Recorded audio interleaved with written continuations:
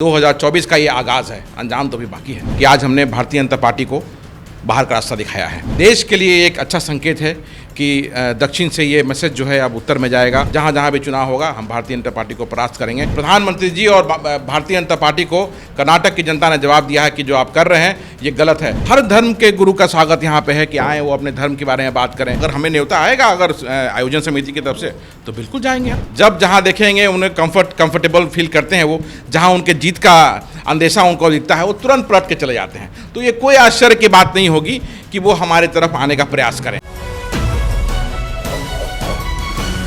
नमस्कार, आप देख रहे हैं देशवा न्यूज और मैं हूं आपके साथ दक्षा प्रिया। तो कर्नाटका में कांग्रेस की प्रचंड जीत हुई है और इसको लेकर अभी हमारे साथ बात करने के लिए बिहार कांग्रेस सेवा दल के यंग ब्रिगेड के अध्यक्ष आदित्य कुमार पासवान जी हैं। आप लोगों ने प्रचंड जीत हासिल की है कर्नाटक चुनाव में, क्या कहेंगे?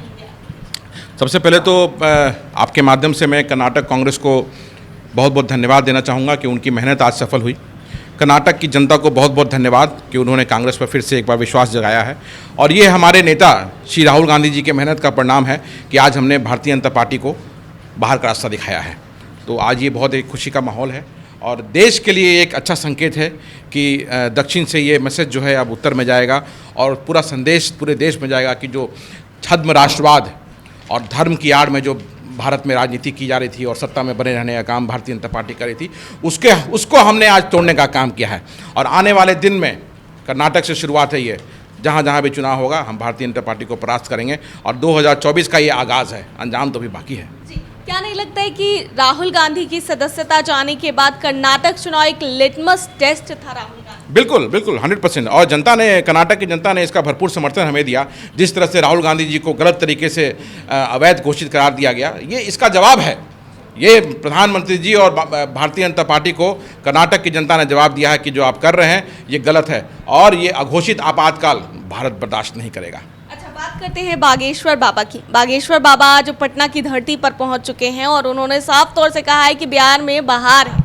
बिल्कुल बिहार में बहार है। अब देखिए बागेश्वर बाबा भी कर रहे हैं और जैसे आज बहुत कंट्रोवर्सी चल रहा था बागेश्वर बाबा के बारे में, तो मैंने पहले भी कहा कि सरकार का कोई आधिकारिक बयान बागेश्वर बाबा के विरुद्ध में नहीं आया है। बिहार, लेकिन कुछ नेता, महागठबंधन के नेता जो है वो तो विरोध कर रहे हैं। आधिकारिक बयान पे जाना चाहिए। हमने शुरू से कहा है कि बिहार संतों की धरती है। बिहार से हम शांति का संदेश देते आए हैं। पीरों की धरती है। स्वागत है हर धर्म का, हर धर्म के गुरु का स्वागत यहाँ पे है कि आए वो अपने धर्म के बारे में बात करें।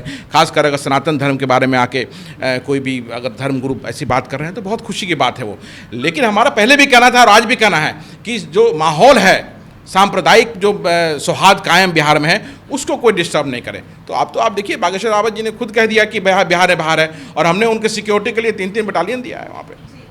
न केवल उन्होंने ये कहा कि बाहर में बहार है, बागेश्वर बाबा ने ये भी कहा है कि हम हिंदू मुस्लिम करने नहीं आए। एक सवाल उनसे पूछा गया, उस पर उन्होंने कहा हम तो हिंदू करते हैं। बिल्कुल बिल्कुल उनके बयान का मैं स्वागत करता हूँ। ये कि ये जो हिंदू मुस्लिम का जो एकता को उन्होंने आगे बढ़ाने का काम किया है उसके लिए उनको बहुत बहुत धन्यवाद। और धर्म का प्रचार करें, हम तो खुद सनातनी है, धर्म का प्रचार हम खुद उनका साथ देंगे इसके लिए। लेकिन वही बात है कि कोई भी आए, चाहे वो बागेश्वर बाबा आए या कोई भी धर्म के प्रचारक आए यहाँ पे, वो धर्म को तोड़ने का काम नहीं करें, जो कि भारतीय जनता पार्टी इसका इस्तेमाल करने का हमेशा प्रयास करती है। अच्छा, भारतीय जनता पार्टी के तो कई बड़े नेता बागेश्वर बाबा से मुलाकात करने चले गए और भी अभी 5 दिन बागेश्वर बाबा यहाँ रहने वाले हैं, तो संभवतः जाएंगे ही। क्या कांग्रेस के नेता जाएंगे बागेश्वर बाबा से मिलने? करने दीजिए ना। देखिए भारतीय जनता पार्टी के उनका तो वो तो मौका तलाशते हैं कैसे धर्म की राजनीति करें, तो उससे कोई दिक्कत नहीं है। और अगर हमें न्योता आएगा अगर आयोजन समिति की तरफ से तो बिल्कुल जाएंगे हम, क्यों नहीं जाएंगे। जब धार्मिक एकता की बात है, जब सनातन धर्म की बात है तो हम बिल्कुल जाएंगे। बात करते हैं चिराग पासवान को लेकर। लोक जनशक्ति पार्टी रामविलास के राष्ट्रीय अध्यक्ष चिराग पासवान आजकल बिहार में कुछ ज़्यादा एक्टिव दिखाई दे रहे हैं। लगातार वो दौरा कर रहे हैं और क्या नहीं लगता है कि कर्नाटका में जिस तरीके से आप लोगों ने जीत हासिल की है उसका प्रभाव अब बिहार में भी पड़ेगा और चिराग पासवान महागठबंधन में भी शामिल हो सकते हैं? जिस तरीके से ईद में तस्वीरें सामने आई तो कई लोग कयास भी लगा रहे थे कि नीतीश कुमार के साथ के पार्टी में ना जा करके वो राबड़ी आवास के पार्टी में शामिल होते हैं। लेकिन जिस तरीके की हवा अभी चल रही है, क्या लगता है चिराग पासवान आएंगे?